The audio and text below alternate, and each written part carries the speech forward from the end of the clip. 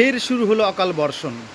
আর বর্ষণের কারণেই গ্রামের রাস্তাঘাট মাঠঘাট এই মুহূর্তে কী অবস্থায় রয়েছে তুলে ধরবো। নমস্কার দর্শক বন্ধুরা, আপনারা দেখছেন গ্রামীণ সমাচার। দর্শক, শুরু হয়েছে অকাল বর্ষণ, দেখতে পাচ্ছেন।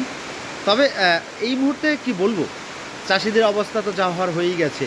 চাষিদের জমির আলু সব পচে গিয়েছে, আর আজকের বৃষ্টিপাতে সেখানে নিশ্চয়ই জল ধারণ করে যাবে। এক প্রতিকূলতার মধ্য দিয়ে এই মুহূর্তে বিচরণ করছেন গ্রাম বাংলার চাষি শ্রমিক মানুষরা। সরাসরি সেই দৃশ্য তুলে ধরার চেষ্টা করব, আমরা দেখানোর চেষ্টা করব যে কী অবস্থায় রয়েছে গ্রাম বাংলায়। যে রাস্তাঘাটগুলো ভিজে রয়েছে দেখতেই পাচ্ছেন। সকালবেলায় যারা গরু বাছুরগুলো ঘর থেকে বের করেছিলেন, সেই গরু বাছুরগুলোও কিন্তু এই মুহূর্তে ভেজা শুরু করেছে, দেখতে পাচ্ছেন, ছটফট করছে ঘরে যাওয়ার জন্য। আর একটা শৈত্যিক ভাব তো কয়েকদিন থেকে রয়েছে। চৈত্র মাস হলেও যে একটা শৈত্যিক আবহাওয়া, শীতের আবহাওয়া, সে আবহাওয়া কিন্তু রয়েছে। তারপর বৃষ্টি, আর এখন তো ক্রমশই বৃষ্টি তীব্র আকারে ধারণ করলো। তুলে ধরার চেষ্টা করছি দর্শক বন্ধুরা।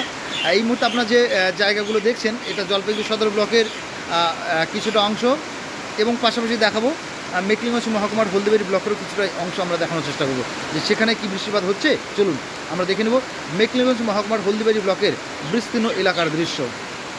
হ্যাঁ দর্শক বন্ধু, এই মুহূর্তে যে দৃশ্যটা দেখছেন মেকলিগঞ্জ মহকুমার হলদিবাড়ি ব্লকের একটি অংশ, সেই দৃশ্য দেখছেন। সেখানেও কিন্তু তীব্র বৃষ্টিপাত হচ্ছে। ইতিমধ্যেই এই যে জমিতে জল জমে গিয়েছে। চৈত্র মাস খাঁখা করবে মাঠ, ঝাঁঝা করবে রৌদ্র, আর সেখানে দেখুন বৃষ্টিতে জল জমে গিয়েছে। হ্যাঁ, ফিরছি দর্শক বন্ধু, পরবর্তী আপডেট নিয়ে দেখা হচ্ছে দেশের বিভিন্ন প্রান্তের খবর নিয়ে। সরাসরি আমি থাকছি, আপনারা থাকুন, দেখতে থাকুন গ্রামীণ সমাজ, চোখ রাখুন নিজের পর্দায়।